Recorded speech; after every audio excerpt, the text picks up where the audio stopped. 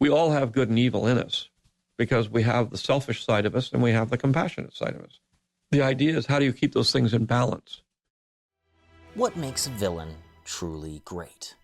Is it the number of people they kill, the brilliance of their plan, or what degree of maniacal their motivations are? Somehow, the definition of a good villain is even more amorphous than that of either a hero or an anti-hero. A good villain must be the counter to a hero, a way to challenge the thematic fabric of the story itself. And in Star Wars, one of the major themes of both trilogies is hope, a concept embodied by the heroes themselves. But the opposite of hope is fear. And is there anything more terrifying than this?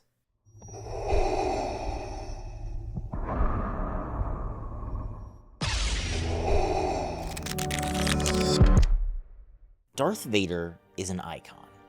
He served as the embodiment of pure evil for generations. But beyond his striking costume, memorable theme music, and incredible presentation, the character seemed to instantly transcend the source material from which he came. Because Darth Vader is more than just a good villain. He's the perfect one.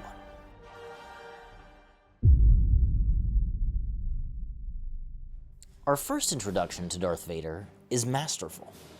No words, no exposition, just a looming black figure and an all-white ship.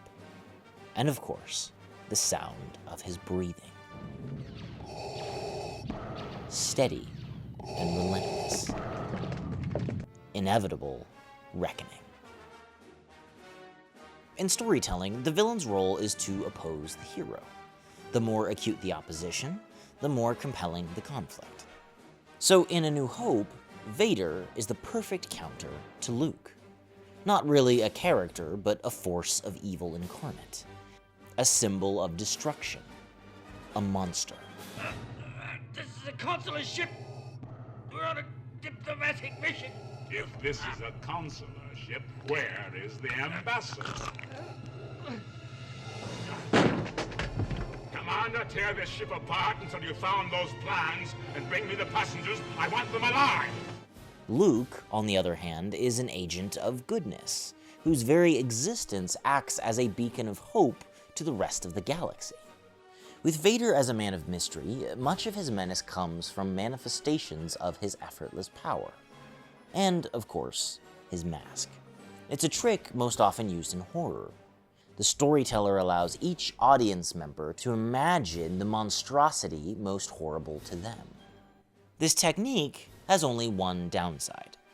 When the villain shows his face, inevitably, it's a letdown. With Vader, this wasn't the case. Because instead of trying to make the person behind the mask monstrous, Lucas made him human.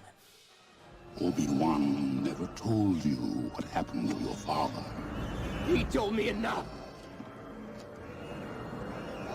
He told me you killed him. No. I am your father. And with these 4 words, the entire trajectory of Star Wars changed forever.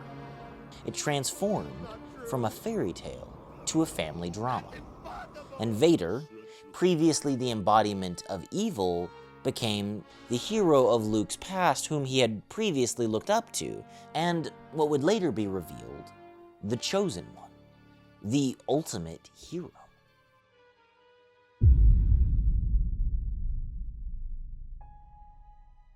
In looking at the whole of Anakin's story, there is an idea and a consequent question which arises.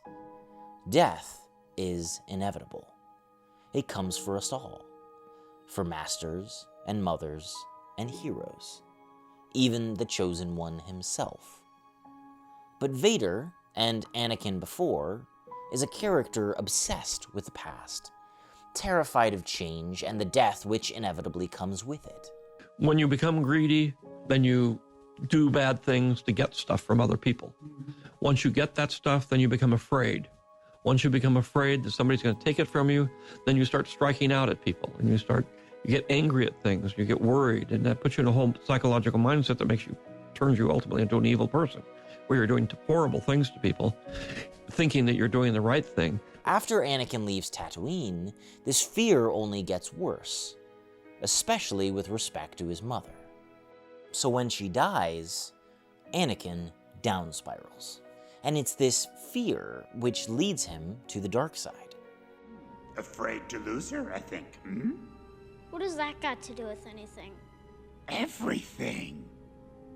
Fear is the path to the dark side. Fear leads to anger. Anger leads to hate. Hate leads to suffering.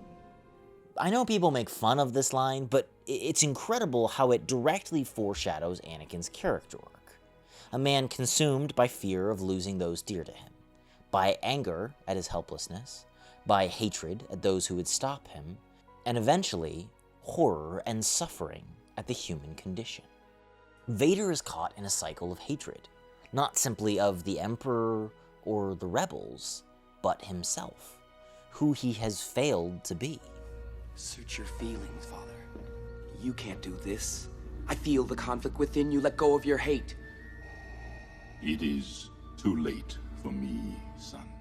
And plagued by his guilty conscience, he destroys everything that might aggravate it.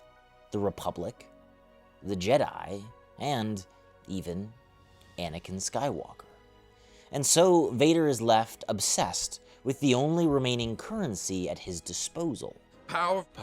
Power. And ironically, I think this obsession makes him even more human.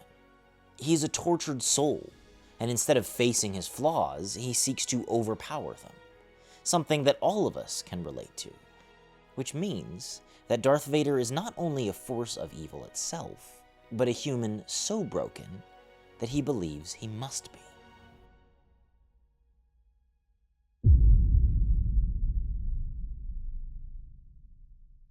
One of the most underlooked aspects of the paralleled arcs of Luke Skywalker and Darth Vader is the necessary question it asks. At what point does a hero start being a hero, and a villain stop being one? The conflict between Darth Vader and Luke Skywalker is one of ideals. It represents the choice between a philosophy of relentless hope or relentless despair. And these two issues are encapsulated by the concept of choice. I mentioned it in my video about Luke, but one of the most unique and complex aspects of the Star Wars narrative is that it's not simply a story about external good versus external evil, but also an internal one. And while Luke may be the hero of the story, he's not the main character at all. Vader is. He starts the conflict of the series and ends it. And this fact is made even more blatantly obvious in the prequels. Anakin is the chosen one, destined to bring balance to the Force. And while Luke acts as the beacon of hope and redemption, the encapsulation of what Vader still could be, Vader, not Luke, is the one that destroys the Emperor and the reign of the Sith with him. But up until now, Vader has viewed himself as irredeemable. Obi-Wan once thought as you do. You don't know the power of the dark side. I must obey my master. And in many ways, he's right. I mean, for 24 years, he's ruled the Empire and was responsible for the death and destruction of hundreds of systems and millions of people. But the real power of his story is his discovery that neither villainy nor heroism is a matter of masks, robes, and colored lightsabers. It's a series of choices that makes a person either good or evil. And one simple choice can change everything. Darth Vader is the perfect villain because he covers the breadth of what a villain can be.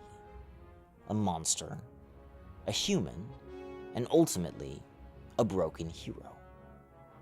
He's not simply a messianic figure in space clothing, but a nuanced manifestation of the darkest side of humanity.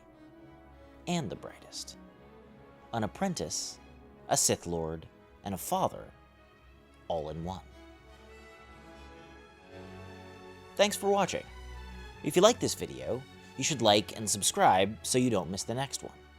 Because as much as we love it, Star Wars is an anomaly, and its success is due to more than just 3 iconic movies and 3 decent ones. I think it has to do with an overlooked element of the entire Skywalker saga. A musical one.